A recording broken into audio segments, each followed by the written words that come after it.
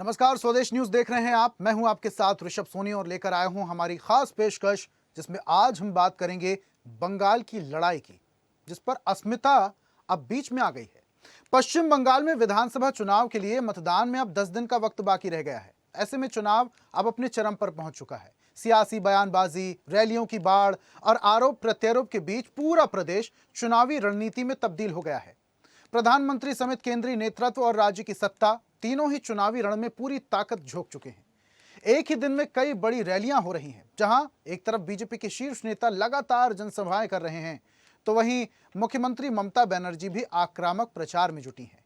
TMC क्षेत्रीय पहचान, संस्कृति और भावनात्मक जुड़ाव के साथ आगे बढ़ रही है, तो वहीं बीजेपी विकास, राष्ट्रवाद और सत्ता परिवर्तन के दावे कर रही है। बंगाल का यह चुनाव केवल सत्ता परिवर्तन का ही चुनाव नहीं है, बल्कि ये बंगाल की पहचान बचाने का चुनाव बन चुका है। अब बंगाल चुनाव में बीजेपी का संकल्प तो दीदी की प्रतिज्ञा। ऐसे में देखना होगा कि बंगाल में इस बार क्या बदलेगा। सवाल यही है कि इस बार बंगाल में क्या बदलाव देखने को मिलेगा, या जनता फिर से दीदी पर भरोसा दिखाएगी।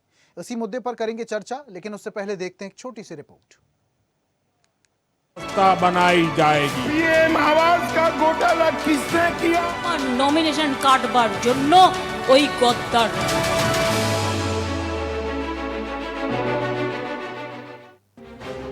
टीएमसी के हर गुंडे, हर सिंडिकेट, हर भ्रष्ट विधायक मंत्री कानूनी रूप से 15 साल का पूरा हिसाब होगा। पश्चिम बंगाल का विधानसभा चुनाव अब केवल सत्ता परिवर्तन का मुकाबला नहीं रह गया है, बल्कि यह प्रदेश की अस्मिता और पहचान की लड़ाई बन चुका है। एक और ममता बनर्जी के नेतृत्व में टीएमसी बंगाल की बेटी और क्षेत्रीय गौरव के मुद्दे को केंद्र में रख रही है, तो दूसरी ओर भारतीय जनता पार्टी राष्ट्रीयता, विकास और परिवर्तन के एजेंडे के साथ मैदान में है। बात मुद्दों की करें तो कानून व्यवस्था और भय मुक्त बंगाल के मुद्दे पर बीजेपी ममता सरकार पर हमलावर है। बीजेपी का आरोप है कि राज्य में राजनीतिक हिंसा और भय का माहौल है। सरकार बनने पर वादा है कि सख्त प्रशासन, पुलिस सुधार और अपराध पर जीरो टॉलरेंस का। प्रधानमंत्री नरेंद्र मोदी के नेतृत्व में अमित शाह ने चुनाव को डर बनाम विश्वास की लड़ाई बताया है। पीएम मोदी की गारंटी टीएमसी के निर्मम सरकार के भय को हटाकर भरोसे में बदलने की है। प्रधानमंत्री नरेंद्र मोदी ने कहा कि सीएए के तहत नागरिकता देने का काम और तेज किया जाएगा। जो भारत में घुसपैठ कर आया है वह भारत से खदेड़ा जाएगा।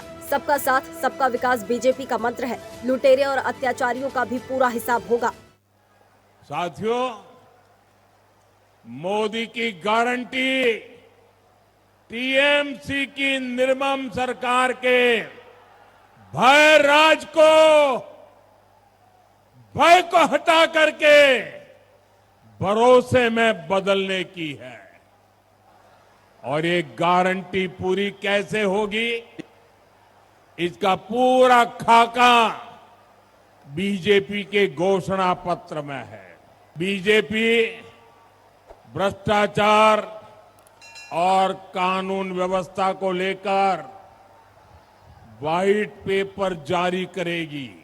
300 भारतीय जनता पार्टी के कार्यकर्ताओं की हत्या हुई और ये समझते हैं हम इस बार चुनाव जीत लेंगे। इसी तरह से इस चुनाव में ममता के गुंडों से किसी को डरने की जरूरत नहीं है। जिन ने चुनाव के अंदर मतदाता को डराने का प्रयास किया है, उनकी खैर नहीं है। 6 तारीख को भारतीय जनता पार्टी की सरकार बनने जा रही है। लेकिन बीजेपी के भरोसे पर ममता बनर्जी ने सबसे बड़ा हमला बोला। कहा कि सांप पर भरोसा किया जा सकता है, लेकिन बीजेपी पर नहीं। इस बयान के जरिए उन्होंने बीजेपी की नीतियों और वादों पर सवाल उठाए। ममता बनर्जी ने बीजेपी पर चुनाव में धांधली और साजिश के आरोप लगाए हैं और कहा कि बीजेपी और चुनाव आयोग ने उनके खिलाफ झूठे केस बनाकर उम्मीदवार रद्द करने की कोशिश की है। बीजेपी बाहरी लोगों को लाकर चुनाव प्रभावित करना चाहती है। 90 লক্ষ লোকের নাম বাদ গেছে। এক পক্ষ নিরপেক্ষ নয় কোনো দেশের কোনো এজেন্সি, সব বিজেপি পক্ষ সবাইকে কিনে নিয়েছে আর চৈত্র মাসের সেলে সব বিক্রি করে দিয়েছে। আমার নমিনেশন নিয়ে, আমার নমিনেশন কাটবার জন্য ওই গদ্দাররা আমার নামে দুটো মিথ্যে অ্যাফিডেভিট করে আমার নমিনেশন ক্যান্সেল করার চেষ্টা করেছিল। अब जैसे जैसे मतदान की तारीख नजदीक आ रही है, चुनावी मुकाबला और धारदार होता जा रहा है। टीएमसी बनाम बीजेपी के बीच मुकाबला सीधा और हाई वोल्टेज हो गया है।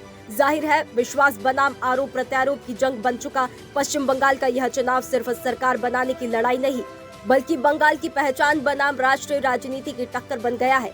ऐसे में देखना दिलचस्प होगा कि मतदाता क्षेत्रीय अस्मिता को प्राथमिकता देते हैं या विकास और बदलाव के वादों पर भरोसा जताते हैं।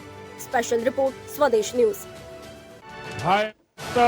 व्यवस्था बनाई जाएगी। पीएम आवास का घोटाला किसने किया? নমিনেশন কাটবার জন্য ওই গদ্দার।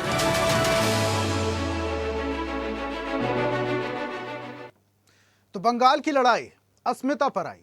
अस्मिता पर इसलिए आई, हम ऐसा इसलिए कह रहे हैं कि पश्चिम बंगाल में अभी इस वक्त टीएमसी की सरकार है। लंबे वक्त से ममता बनर्जी मुख्यमंत्री रही हैं, लेकिन साल दर साल जिस तरीके से बीजेपी की पकड़ पश्चिम बंगाल में मजबूत होती चली जा रही है, उससे टीएमसी को क्या टेंशन होनी चाहिए, या बीजेपी इस बार एड़ी चोटी का जोर लगाकर भी सीट नहीं हासिल कर पाएगी? ऐसे तमाम बड़े सवाल खड़े हो रहे हैं। हमारे साथ मेहमान को जुड़ रहे हैं चर्चा के लिए। बीजेपी प्रवक्ता हमारे साथ अजय अग्निहोत्री हैं। अजय जी, बहुत स्वागत आपका। और टीएमसी प्रवक्ता हमारे साथ जुड़ रहे हैं मोहम्मद एहतशाम उल हक। एहतशाम जी, आपका भी बहुत बहुत स्वागत। और राजनीतिक विश्लेषक के तौर पर हमारे साथ कुमार विवेक जुड़े हैं। विवेक जी, आपका भी बहुत स्वागत। और सबसे पहले चर्चा की शुरुआत एहतशाम जी आपसे ही करते हैं। कैसी चल रही है सर तैयारी? सबसे पहले बिल्कुल ऋषभ जी, बहुत अच्छी तैयारी चल रही है और हम लोग चौथे बार समझ लिए सरकार बनाने जा रहे हैं, इसलिए कि हम लोगों ने इतने विकास, इतनी योजनाएं किए हैं। हम समझते हैं कि 90 से योजना बेसी हम लोग किए हैं पश्चिम बंगाल के लोगों के लिए, खासकर महिलाओं के लिए, जो हम लोग लक्ष्मी भंडार के रूप में 1500 से लेकर के और 1700 रुपये देते हैं SC ST। इसलिए कि हम लोग यहाँ फुल मेजोरिटी के साथ हम अपने ही रिकॉर्ड को बीट करेंगे। 2011 में जब हम पहली बार सरकार में आए थे तो 177 सीट लेके आए थे। उसी को फिर हम अपने समझ लिए 2016 में जब हमारी दूसरी बार सरकार बनी तो हम लोग 211 सीट लेके आए। और उसी के हिसाब से तीसरी बार में जब हमारी 2021 में सरकार बनी ऋषभ जी, तो हम 213 सीट लेके आए थे। तो आने वाले 2026 में 4 तारीख का दिन होगा, चौथी बार ममता बनर्जी फिर से विराजमान होगी या बंगाल की मुख्यमंत्री बनेगी और कम से कम 226 सीट लेकर करके आ रहे हैं। अब भारतीय जनता पार्टी का सपना कभी भी साकार नहीं हो पाएगा ऋषभ जी। वजह है कि भारतीय जनता पार्टी हिंदू मुसलमान की राजनीति करते हैं। पश्चिम बंगाल भारत से इकलौता एक ऐसा राज्य है जहाँ हिंदू मुसलमान के हिसाब से नहीं चलता है। यहाँ सब जाति, सभी वर्ग, सभी समुदाय एक हिसाब से साथ में रहते हैं। और हम लोग तमाम दुर्गा पूजा, छठ, ईद, दिवाली, जितने भी त्योहार है, जितने भी माने लोगों के जो त्योहार है, हम लोग सभी मिलजुल के मनाते हैं। जैसे हमारे नृत्य का कहना है कि धर्म सबका जुदा जुदा, उत्सव हम सब का, तो हम लोग उत्सव सभी मनाते हैं। बंगाल में भारतीय जनता पार्टी एक्चुअली में क्या है, वो सिर्फ हिंदू मुसलमान के अलावा उनके पास और कुछ ही नहीं।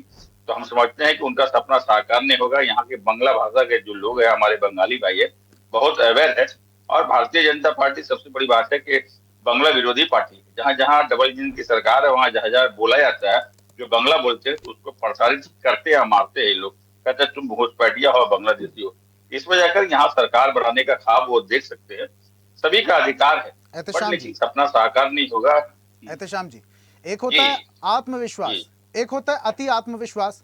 अब आपने योजनाएं तो तमाम सारी बता दी, आप बता रहे हैं 1500 रुपए प्रतिमाह। बीजेपी का घोषणा पत्र भी सुना होगा आपने, 3000 रुपए प्रतिमाह महिलाओं को दिया जाएगा, 3000 रुपए प्रतिमाह बेरोजगार भत्ता दिया जाएगा, करोड़ों के। एक मिनट बैठ रहा हूँ गाड़ी में नहीं। एहतशाम जी सुन रहे हैं?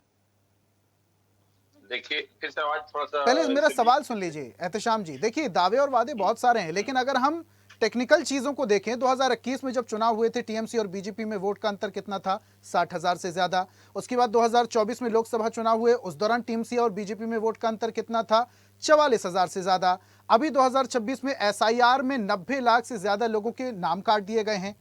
तो आपके लिए कंपटीशन इतना आसान नहीं है, टफ सबसे ज्यादा है। ऋषभ, ये सबसे बड़ी दुख की बात है कि भारतीय जनता पार्टी जिस हिसाब से 91 लाख यहाँ पर इशारे पर जो काम कर रही है, चुनाव आयोग 91 लाख लोगों का नाम बाद हुआ। दुख की बात है, घुसपैठिया नहीं, 58 लाख हमारे हिंदू भाई। इससे बड़ा दुर्भाग्य की बात क्या हो सकते हैं? तो ये 58 लाख पश्चिम बंगाल के जो हिंदू भाई का नाम बाद हुआ है SIR के माध्यम से, तो वो क्या उनके लिए भी डिटेंशन कैंप होगा क्या? ये मोदी जी से हम पूछना चाहते हैं, भारतीय जनता पार्टी से पूछना चाहते हैं। अरे भाई, राजनीति किस हिसाब से लोगों का नाम काट करके आप समझ लीजिए कि सत्ता पर आएंगे। यहाँ बंगाल के लोग सभी समझते हैं किसी भी कीमत पर भारतीय जनता पार्टी, देखिए भारत का इकलौता एक ऐसा राज्य है पश्चिम बंगाल के, यहाँ जो सेकुलर समझ लीजिए कि राज्य है, यहाँ संप्रीति का राज है, यहाँ अनेकता में एकता बंगाल की विशेषता का राज है। यहाँ जो है हम लोग इसलिए धर्म की राजनीति नहीं करते। हम पूछना चाहते हैं चुनाव आयोग से कि 91 लाख लोगों का नाम जो बाद हुआ, तो ये जो प्रक्रिया पूरे 12 राज्यों में चल रहा है, तो आप ये प्रक्रिया 2024 में क्यों नहीं किया उससे पहले? आज 3 करोड़ से 4 करोड़ पूरे संपूर्ण भारत में 5 करोड़ लोग बाद हो जाएंगे। इसी लोगों में से आपको जो है एमपी बनाने में सहायता हमारे लोग की है।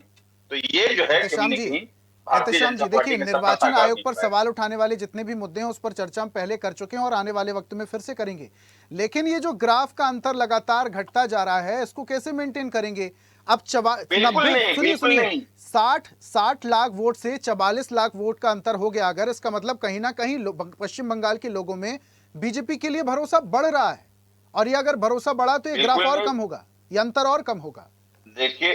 देखिए बीजेपी और भरोसे वाली बात, ये जो है कभी भी भरोसा नहीं करेगा। इसलिए हमने 14 में था और 15 लाख का वादा था, 2 करोड़ प्रतिवर्ष के हिसाब से रोजगार की बात था। लेकिन इनका जो है झूठे वादे है, ये तमाम चीज है, ये सब झूठे वादे है।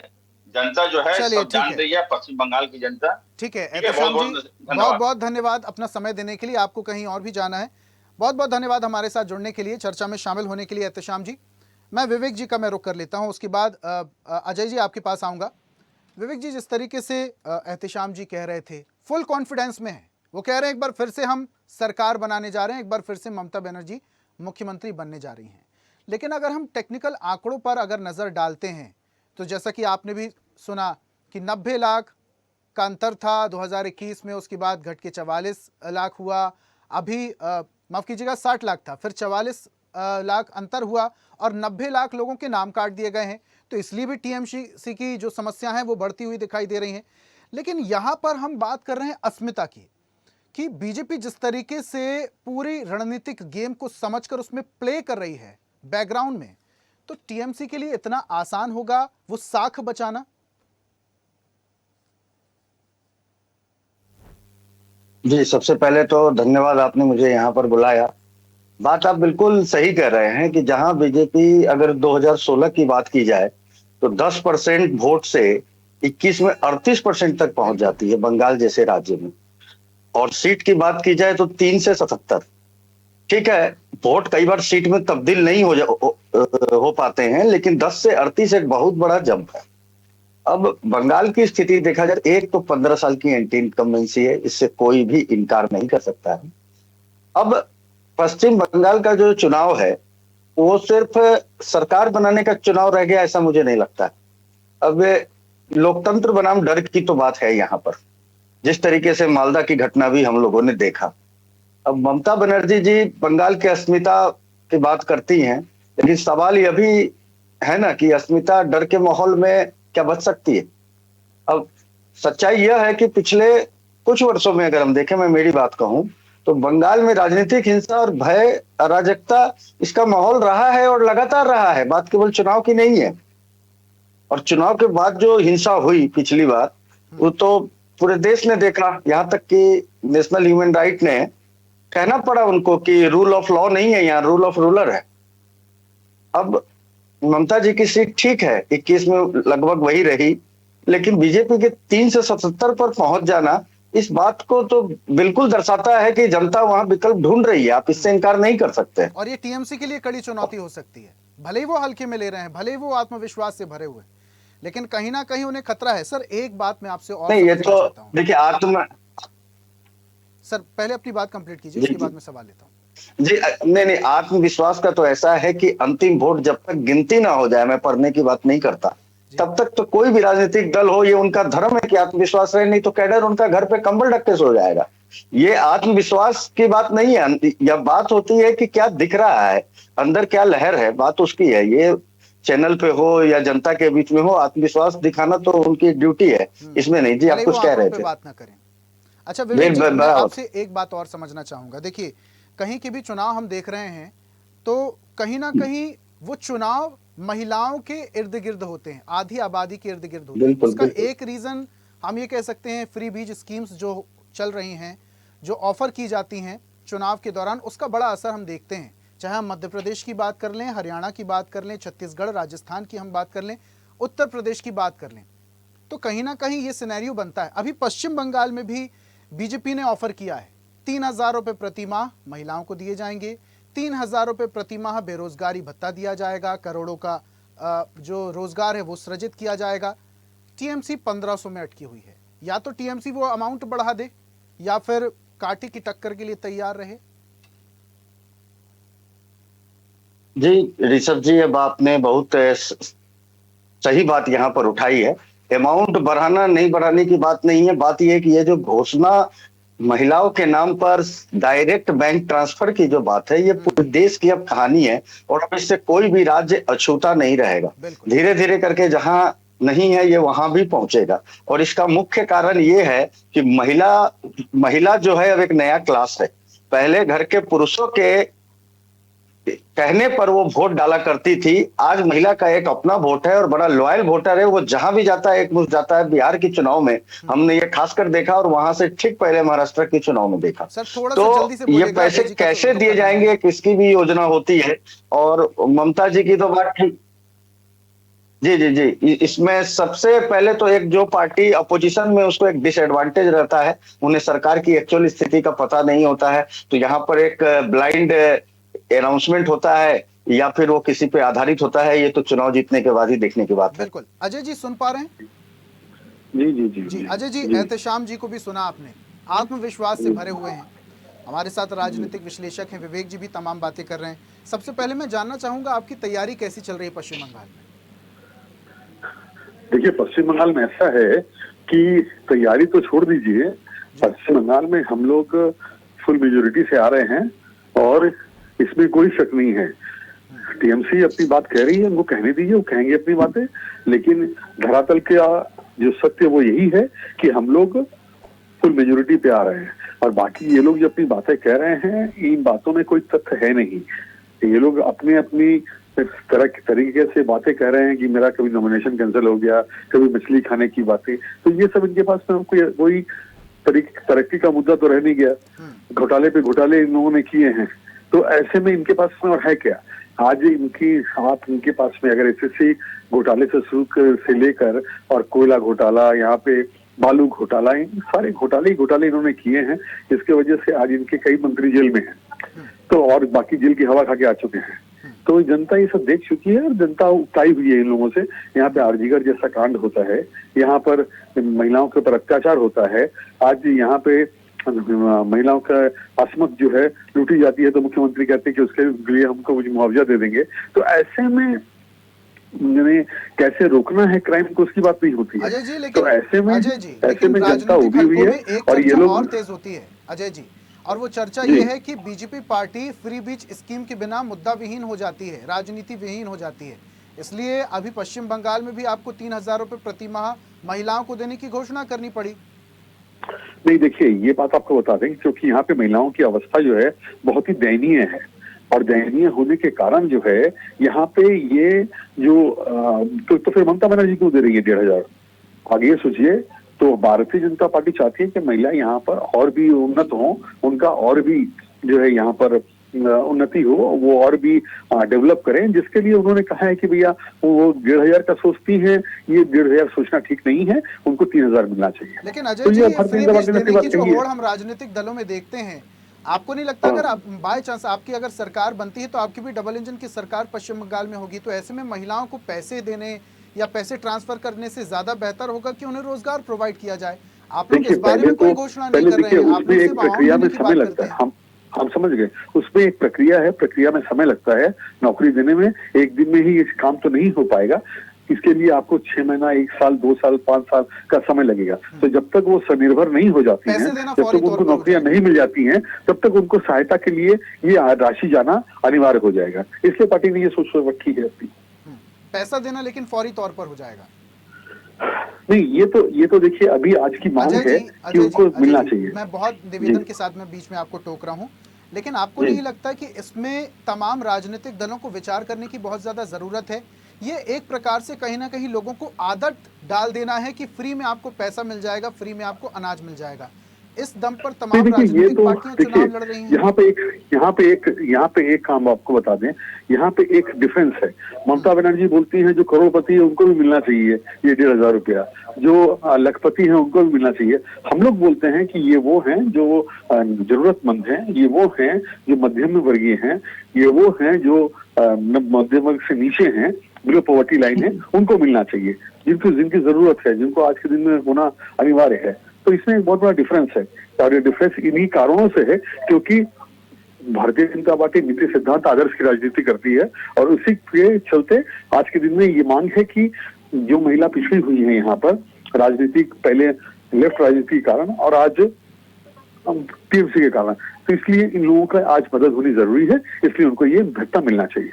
चलिए ठीक है, दावा तो आपका भी है कि आप सरकार बना रहे हैं, दावा यही टीएमसी के नेता भी कर रहे हैं कि वो सरकार बना रहे हैं, लेकिन सरकार बन किसकी रही है ये जनता तय करेगी। बहुत शुक्रिया अजय जी हमारे साथ जुड़ने के लिए। एहतशाम जी आपका भी बहुत शुक्रिया, विवेक जी आपका भी बहुत शुक्रिया चर्चा में शामिल होने के लिए, अपने तर्क रखने के लिए। और आज हम बात कर रहे थे बंगाल की लड़ाई की, जिस पर अस्मिता पर आ गई है अब लड़ाई।